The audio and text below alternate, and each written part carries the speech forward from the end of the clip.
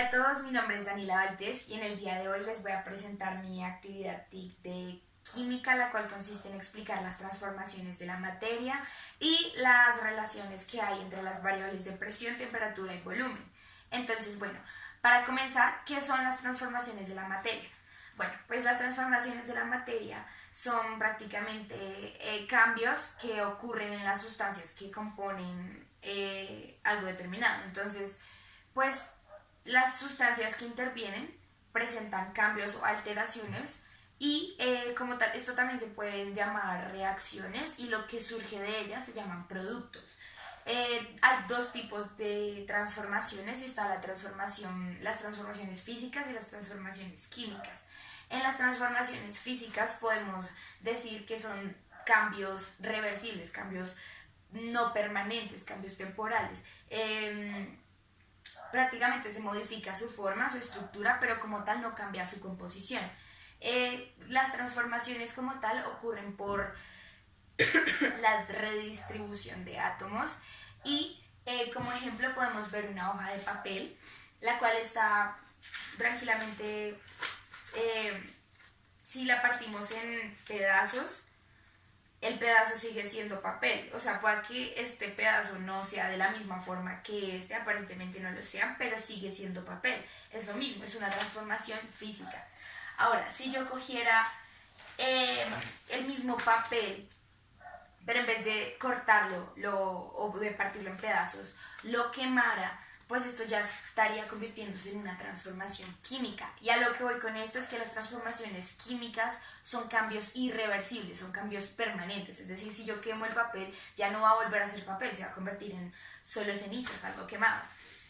Eh, Esto también lo podemos ver en los estados de agregación de la materia, en sólido, líquido y gaseoso, ya que acá ocurren diversas transformaciones. Es decir, cuando se pasa de sólido a líquido o de líquido a sólido, acá es donde influyen las variables que les estoy diciendo de presión, temperatura y volumen, ya que al someter el cuerpo o la sustancia a cierto grado elevado de temperatura, se va a ver modificado su volumen y también se presentan muchos cambios, ¿no?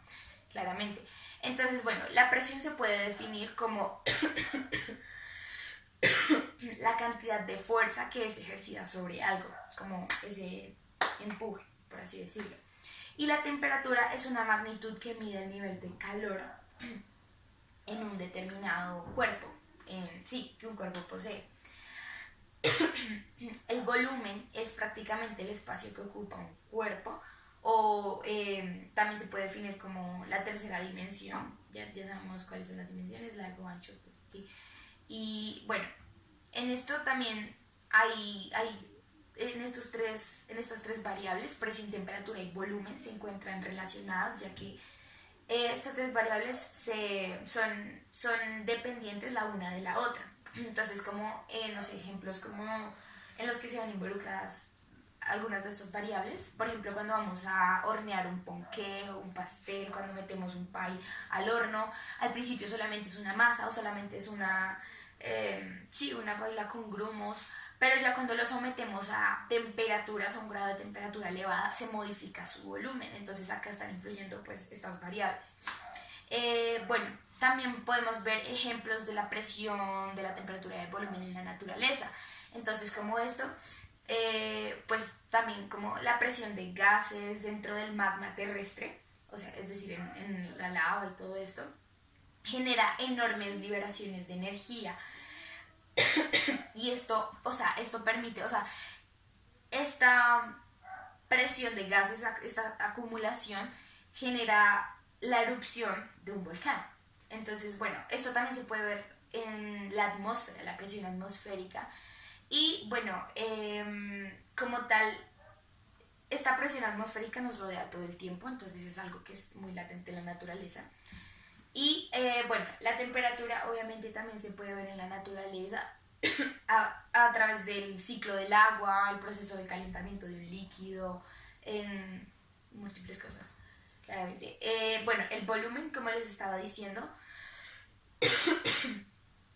el volumen también se ve modificado por variables como la presión, como cuando llevamos un balón a tierra caliente y resulta que el balón se empieza a desinflar o por el contrario, cuando esto ocurre más que todo por eso, por lo que les digo de la presión atmosférica y la acumulación de gases. Todo esto tiene que ver con todo esto que les estoy explicando. Entonces, también el volumen puede verse en la cantidad de materia en un sólido o la cantidad de aire como en un balón, en lo que les estaba diciendo. Y bueno, ¿qué otra cosa se puede decir acerca de esto? Creo que no es más, así que muchas gracias, espero que hayan entendido y hasta luego.